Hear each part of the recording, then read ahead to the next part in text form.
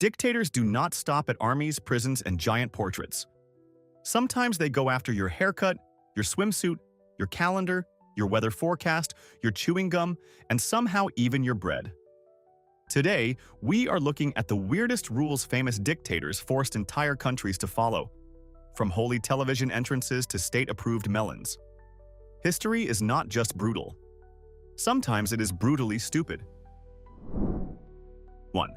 Mobutu Sese Seko of Zaire understood television propaganda before many dictators even figured out where the camera was. But his style was not subtle. Subtlety left the room, packed a suitcase, and moved abroad. On the state-run evening news, the broadcast could not simply begin with headlines like a normal country pretending to function. No, every night had to open with a sacred visual appetizer. Mobutu's face slowly descending from a sky full of soft white clouds, while an angelic choir sang as if the president had just arrived from heaven's executive lounge. Imagine sitting down to hear about inflation, road repairs, or tomorrow's rain. And first, you must watch your leader float down from the sky like a divine screensaver. It turned the evening news into a nightly worship ritual. Before citizens could find out what happened in their own country, they had to be reminded that Mobutu apparently had excellent cloud-based transportation. 2. Franco's Spain had many enemies, and one of the most dangerous was apparently the bikini.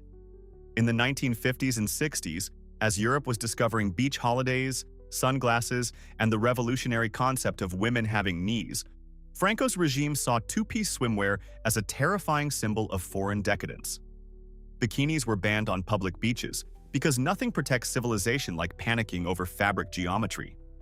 Morality patrols roamed the sand, watching tourists and locals as if every sunbather might be smuggling moral collapse under a beach towel.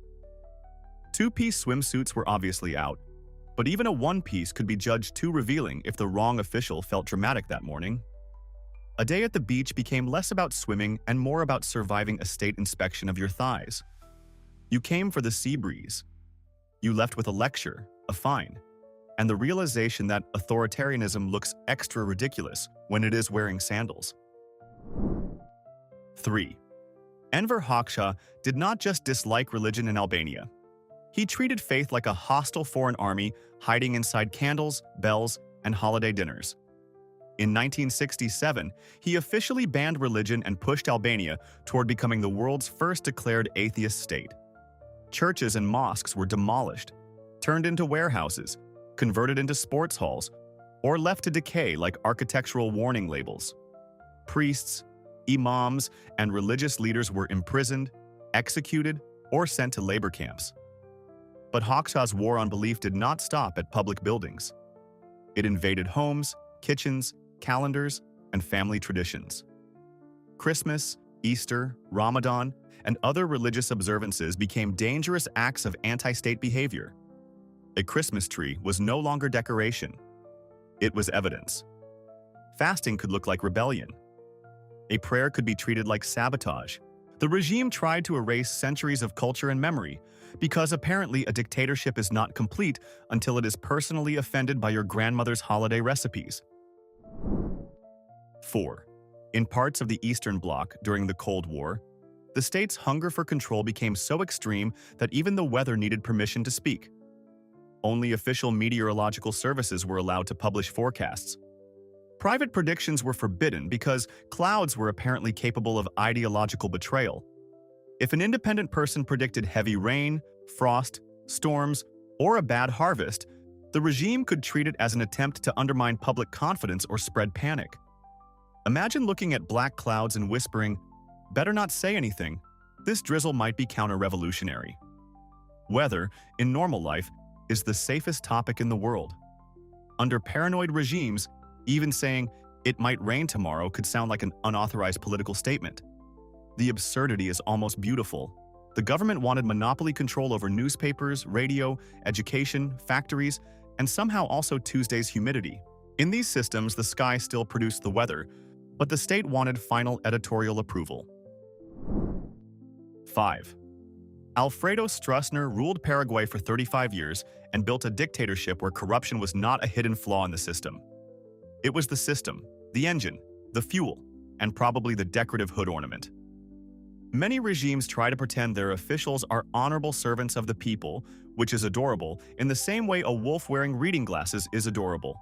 Stroessner did not bother with that performance. He allowed military officers and government insiders to smuggle, steal, take bribes, and loot public money as long as they followed one sacred commandment: give the boss his cut. This unofficial corruption tax made him enormously wealthy and locked the elite into his rule.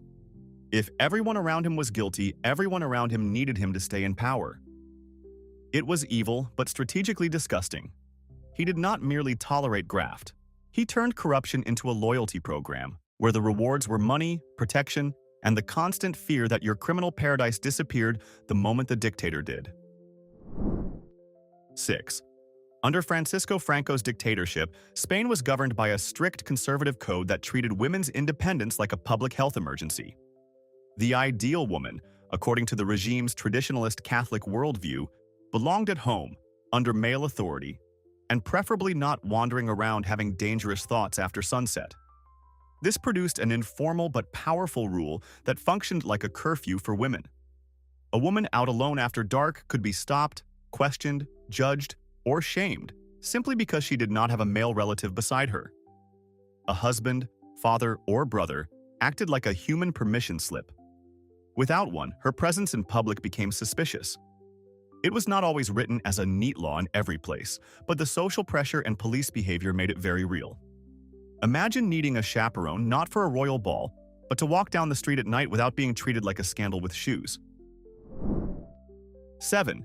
Myanmar's military rulers had very firm ideas about politics, culture, and apparently mascara. The junta saw Western cosmetics, lipstick, foundation, and imported beauty products as more than makeup. To them, it was cultural invasion in a tiny tube. So at different times, foreign cosmetics were restricted or banned, while the regime promoted thanica, the traditional pale yellow paste made from ground bark and used for centuries in Burmese culture. Thanica itself is beautiful, practical, and deeply rooted in local identity. The absurdity comes from the state turning skincare into ideological warfare. Suddenly, a woman's face was not just her face, it was a billboard in the struggle between approved tradition and suspicious foreign corruption. Put on thanica, and you looked culturally pure. Put on imported lipstick, and some official might act like you had personally invited Western imperialism into the bathroom mirror. That is dictatorship at its weirdest, controlling the nation one cheekbone at a time. 8. Mao Zedong's 4 pests. Campaign is one of those historical moments where a government looked at nature, made one very confident decision, and nature immediately replied with a disaster invoice. In the late 1950s, rats, flies, mosquitoes, and sparrows were declared enemies of Chinese prosperity. Sparrows were targeted because they ate grain. And Mao decided that grain belonged to the people, not tiny feathered tax evaders. Millions of citizens were mobilized to wage war on birds. People banged pots, pans, drums, and anything loud enough to keep sparrows from landing. The birds flew until they collapsed from exhaustion. The campaign nearly wiped them out, which looked like victory if you ignored, well, biology. Sparrows also ate insects. With fewer birds around, locusts exploded across the fields and devoured crops on a massive scale. This was not the only cause of the Great Chinese Famine, but it helped make a catastrophe worse. The lesson is simple. Before declaring war on birds, maybe ask one farmer and one 7th grade science textbook. 9. Francisco Macias Nguema of Equatorial Guinea was not merely paranoid. He was paranoia with a presidential sash.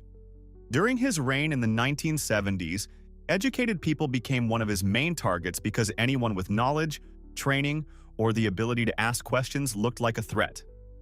He developed such hostility toward intellectual life that even the word intellectual was reportedly banned. That sounds like dark comedy until you remember the consequences were horrifying. This was not just a silly vocabulary rule from a ruler with fragile self-esteem, although it was definitely that too. It came with persecution, executions, and the destruction of the country's educated class.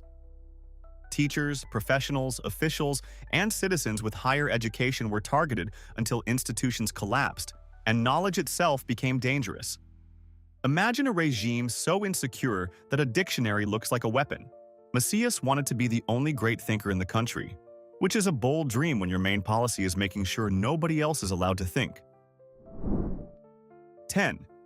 Nicolae Ceaușescu wanted Romania to have more people, not because he was writing sentimental poetry about family life, but because he wanted a larger workforce for his grand industrial plans.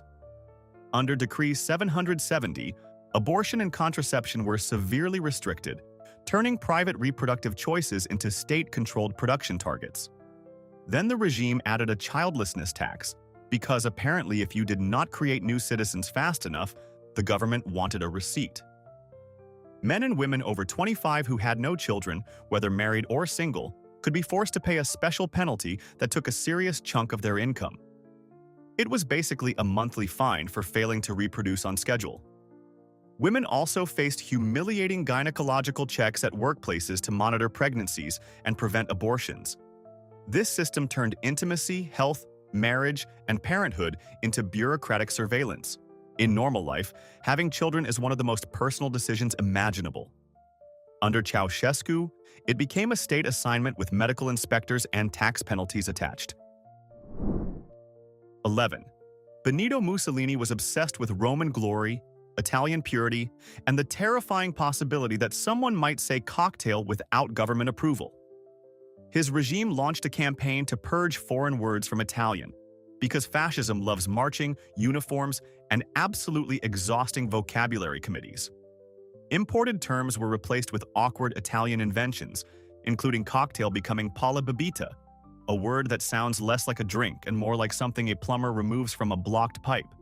Even popular culture was dragged into the nationalist makeover. American cartoons were treated as suspicious foreign influence, so Mickey Mouse became Topolino, Donald Duck became Paperino, and Goofy became Pippo. Some of these Italian names later became normal in Italian culture, but the political obsession behind it was ridiculous. Europe was sliding toward global war, and Mussolini's regime still found time to worry whether cartoon animals sounded sufficiently patriotic. Nothing says strong empire like being threatened by a duck in a sailor hat. 12. Saparmurat Nyazov of Turkmenistan was not satisfied being president, national father figure, calendar redesign specialist, and full-time statue enthusiast. He also decided to become the country's unofficial dental advisor, which is exactly the kind of sentence that only makes sense in a dictatorship. During a public speech, he complained about gold teeth, which were fashionable among some young people. A normal leader might ignore this, or maybe make one boring comment and move on. Nyazov banned gold crowns. Then he offered his own dental wisdom. People should follow their ancestors and gnaw on animal bones to strengthen their teeth. Yes, his advice for national oral hygiene was basically, behave more like a dog with excellent patriotic values. It was intrusive, strange, and medically absurd. Imagine going to the dentist and hearing, "Bad news. The president says you need fewer crowns and more bones." In Nyazov's Turkmenistan, even your molars were not fully private property. 13. Nyazov's cult of personality became so huge that it started invading the Turkmen language itself. He had already renamed months after himself, his mother, and his book, because normal calendars clearly lacked enough family branding. But then the regime went for something even more basic: bread. The ordinary word for bread was reportedly targeted for renaming in honor of his late mother, Gurban Sultan Ece. Think about how strange that is. Bread is not a luxury item. It is not a palace, a parade, or a golden statue. It is daily survival. People go to the market and ask for it without thinking. But in Nyazov's world, even that ordinary moment could become part of the personality cult. Buying a loaf turned into a tiny act of forced remembrance. You were not just feeding your family. You were participating in the state's ongoing tribute to the ruler's mother. When propaganda reaches your dinner table, the regime has officially put its hands in the breadbasket. 14. Nyazov also had strong opinions about dogs, because once a dictator runs out of normal government problems, apparently the next frontier is neighborhood pets. In 2004, he decided that stray dogs in Ashgabat, Turkmenistan's gleaming marble capital, were ugly and smelled bad. Ashgabat was supposed to be a spotless showcase city. Polished, controlled, and photogenic, the kind of place a regime wants foreign visitors to admire from carefully selected angles. Street dogs did not fit the brochure. So Nyazov ordered them removed from the capital.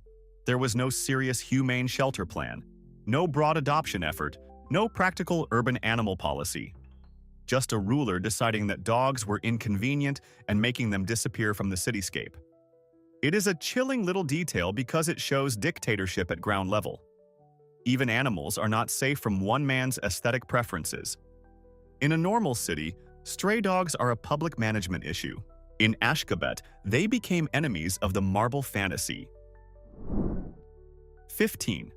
For most island nations, the sea represents trade, travel, fishing, adventure, and postcard photography. For Castro's Cuba, the sea also represented the one thing every controlling regime hates: an exit.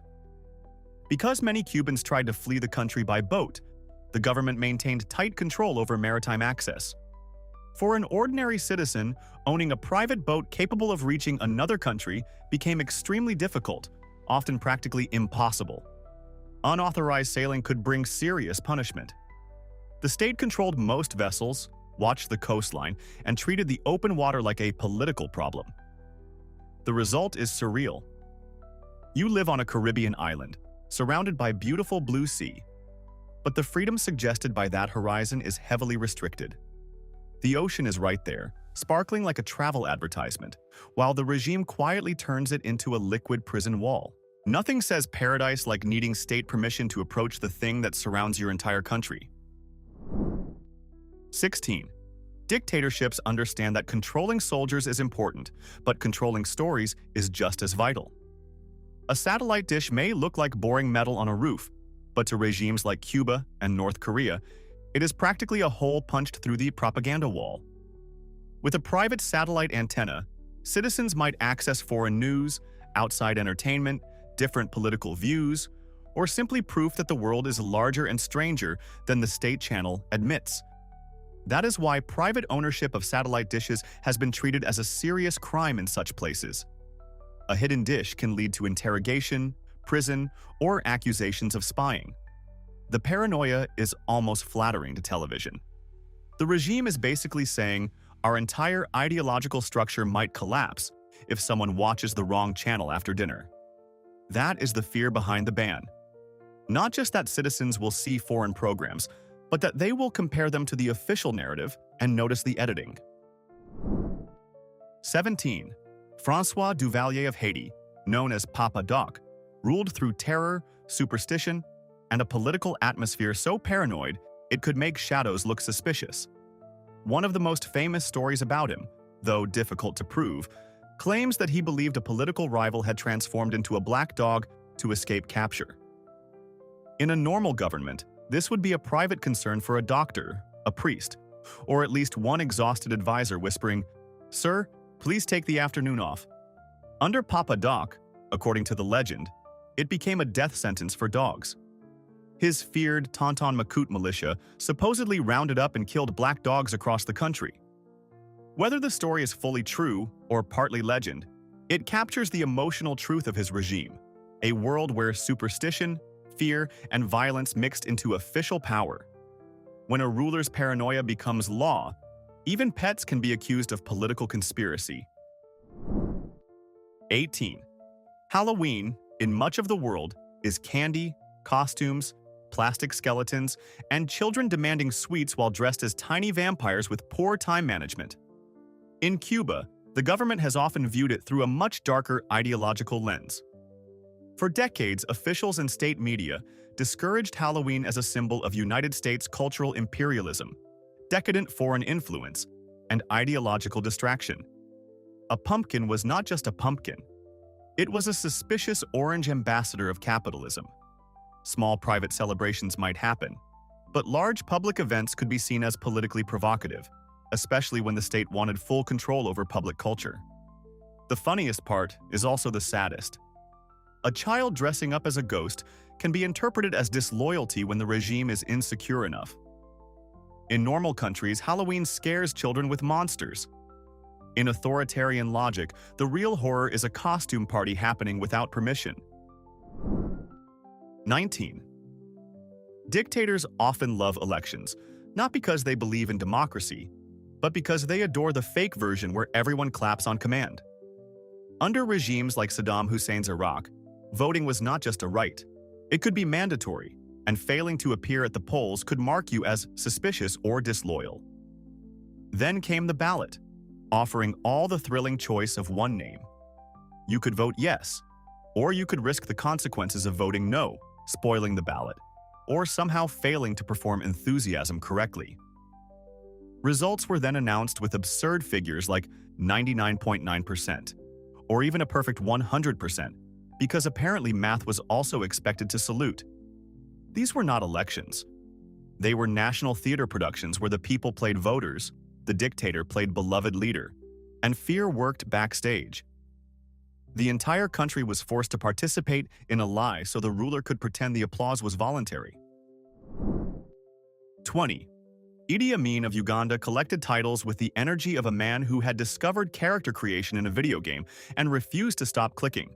He called himself all kinds of grand things, including conqueror of the British Empire, which was already a pretty large serving of ego. But his strangest obsession involved Scotland. Amin became fascinated by Scottish independence and somehow concluded that what Scotland really needed was him. So he declared himself King of Scotland. Not unofficial fan of Scotland, not supportive foreign admirer. King. There was no invitation, no royal lineage, no confused delegation from Edinburgh saying, "Yes, finally, the Ugandan military ruler we ordered has arrived." He simply added the title to his personal mythology and announced it like reality would rearrange itself out of politeness. The absurdity is enormous, but it came from a real dictator whose rule was brutal. His fantasy titles were ridiculous. His power at home was not. 21. Theodoros Pangalos, the Greek dictator who briefly seized power in the 1920s, looked at his country and decided one urgent crisis required immediate state action. Women's skirts. The shorter hemlines of the Roaring Twenties scandalized him so deeply that he issued a decree banning skirts that ended more than 30 centimeters from the ground. Police officers were sent into the streets with measuring tapes, turning law enforcement into the world's most joyless fashion department. Women could be stopped, measured, fined, or arrested if their clothing did not satisfy the ruler's personal modesty settings. Imagine being a police officer and realizing your job is no longer catching criminals, but checking whether fabric is having inappropriate thoughts. The law was invasive, humiliating, and absurd, but also revealing. Authoritarian rulers love controlling symbols, and women's bodies are often treated as public property. Pangalos simply made the measuring tape part of the police toolkit. 22. Lee Kuan Yew is often credited with helping turn Singapore into a wealthy, efficient, highly organized city-state, but his government style was famously strict, and nothing captures Singapore's obsession with order quite like the chewing gum ban. After vandals used gum to damage public property and interfere with subway door sensors, the government responded in 1992 with a policy that sounded like a school principal had been given sovereign power. Sale and import of chewing gum were banned. Not discouraged, not mildly regulated. Banned. Later, some therapeutic dental gums were allowed under controlled conditions, but by then the message was legendary. In Singapore, clean pavements and functioning trains were more important than your right to fresh breath. It is the classic authoritarian tidiness move, using a hammer, a court order, and a national policy manual to solve a sticky little problem that most countries attack with a trash can and a disappointed sigh. 23. Francisco Solano López of Paraguay was a dictator who wanted respect, but not the quiet, natural kind that comes from wisdom or good leadership. He preferred the much louder kind enforced by guards. Obsessed with the ceremony of European monarchies, he ordered citizens to show extreme deference whenever his carriage passed. Men had to remove their hats and bow. Women had to curtsy. This was not charming old-world etiquette. It was fear wearing fancy shoes. Guards watched the crowds, and anyone who failed to greet him with enough enthusiasm could be beaten, arrested, or even executed. Imagine hearing wheels on the road and suddenly realizing your survival depends on performing a perfect bow. Public life became a loyalty exam with no study guide and very sharp consequences. Every appearance of the ruler turned ordinary streets into a stage, with citizens forced to act delighted while armed men graded their performance. 24. In the 1970s, Mobutu launched Authenticity, a campaign meant to purge Zaire of colonial influence and promote African identity. In principle, reclaiming culture after colonial rule is understandable. In Mobutu's hands, of course, it became a top-down identity project with plenty of theatrical control. Citizens were pushed to abandon Christian or European names and adopt African ones. Mobutu set the example by changing Joseph Désiré Mobutu into Mobutu Sese Seko, Kuku Mbendu Waza Banga, a name so long it sounds like it arrives with its own motorcade. He also banned the necktie, calling it the noose of the colonizers. Men were expected to wear the Abacost jacket instead, a state-approved alternative. The irony was spectacular. While he lectured the country about authenticity and anti-colonial purity, Mobutu was embezzling enormous wealth and living in extravagant luxury. Nothing says cultural renewal like banning ties while stealing enough money to buy the wardrobe of a European royal family. 25. When the Khmer Rouge seized Cambodia in 1975, they wanted to reset society to year zero, which is one of the most chilling phrases ever invented by people with too much power and no humanity. They sought to erase cities, money, religion, family life, education, and individuality. Even the visual record of life became bleak. In official contexts, the regime favored harsh black and white imagery, especially in the prison photographs that now stand as haunting evidence of mass murder. Color, richness, personality, and variety had no place in their brutal agrarian fantasy. The Khmer Rouge wanted society stripped down, uniform, obedient, and drained of anything that looked like private life. This is not a point for jokes about the victims, because the victims deserve dignity. The absurdity belongs to the ideology itself, a regime so fanatical that even the vibrancy of human life felt suspicious. Their world did not just become politically dark, it looked visually drained too. 26. Rafael Trujillo, dictator of the Dominican Republic for more than 30 years, had a god complex so large it should have required building permits. He did not merely want praise in newspapers or portraits in offices. He wanted churches to participate in his personal mythology. Across the country, churches were pressured or forced to display the slogan Dios en el cielo, Trujillo en la tierra, meaning God in heaven, Trujillo on earth. That is not a political slogan. That is a man trying to insert himself into the spiritual chain of command, like heaven had opened a regional branch office. Imagine walking into a church and seeing the dictator advertised beside divine authority, as if the sermon needed a government sponsor. It was mandatory flattery in sacred space, which makes the arrogance even more grotesque. Some rulers want applause. Trujillo wanted theological placement, preferably in large letters where everyone could see who he thought managed the planet's local affairs. 27. Pol Pot and the Khmer Rouge did not simply want to reform Cambodia. They wanted to erase the existing country and rebuild it from zero, as if millions of people were a chalkboard, and he was holding the world's bloodiest eraser. In 1975, the regime declared Year Zero. Money was abolished, cities were emptied, urban residents were forced into agricultural labor. Religion was outlawed, temples were destroyed, and monks were persecuted. Private property disappeared, families were separated, and children were taught that loyalty to the state mattered more than loyalty to parents. The goal was to annihilate memory, culture, class, education, and individuality in favor of a brutal agrarian utopia. There is no funny way to describe the suffering this caused, but there is a grim absurdity in the arrogance behind it. Pol Pot looked at an entire civilization and thought the problem was that history had happened at all. His solution was to punish reality for not matching his fantasy. 28. Imelda Marcos, First Lady of the Philippines, was famous for extravagance, image-making, and solving poverty in the most cosmetic way imaginable. When major international events brought foreign visitors, such as a papal visit or the Miss Universe pageant, the regime faced an embarrassing problem. Poor neighborhoods were visible from routes guests might travel. A government interested in human beings might invest in housing, sanitation, jobs, or basic services. Imelda's solution was more like stage design for moral bankruptcy. Residents in impoverished areas were ordered to paint rusty metal roofs in bright colors like red and green, so that from a distance, especially from above, the slums might look like a cheerful flower garden. It was public relations with a paintbrush.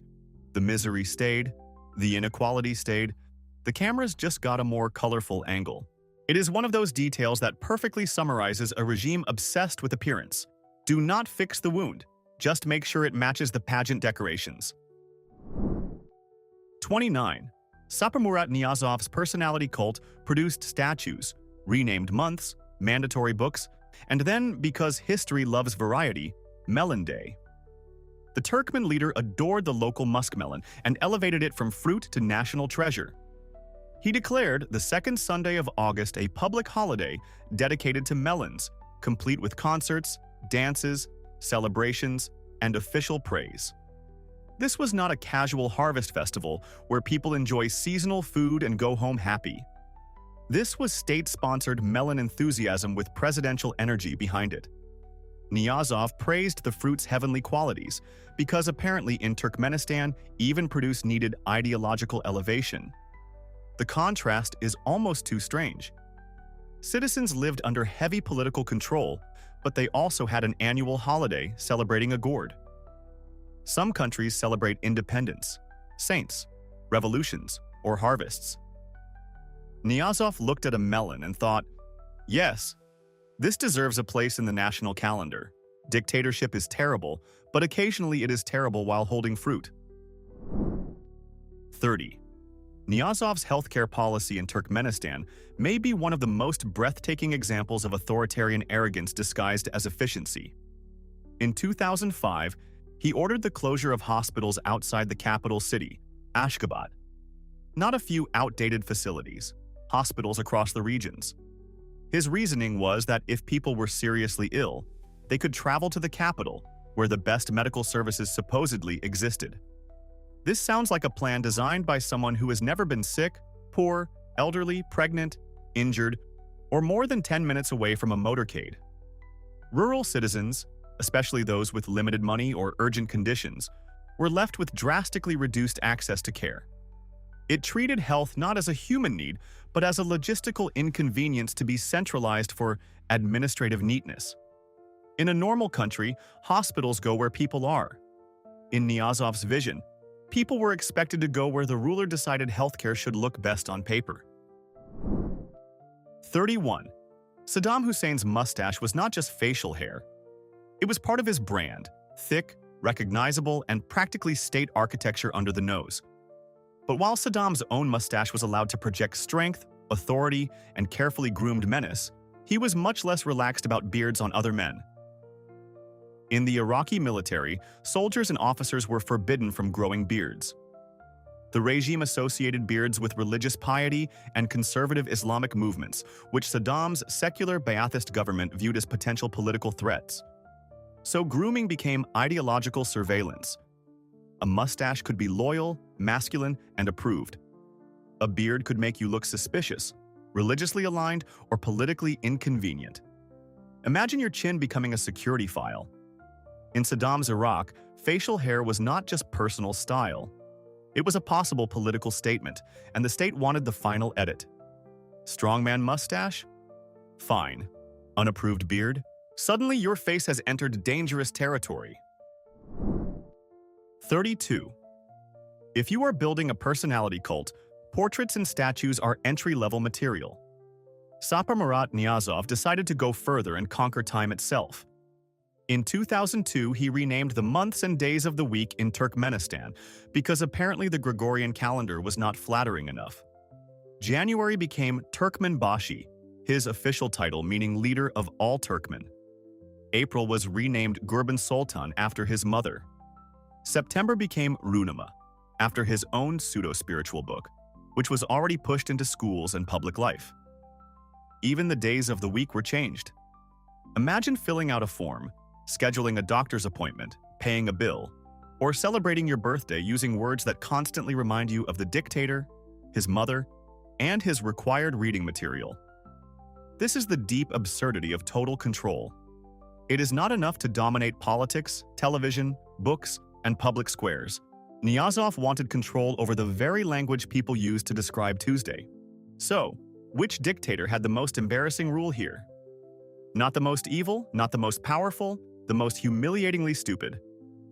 Drop the name in the comments, and if we missed a ruler whose laws were even more unhinged, expose them below. I know someone is already typing furiously. And if you enjoy history when it gets this absurd, hit like and subscribe, because clearly humanity left us plenty of material.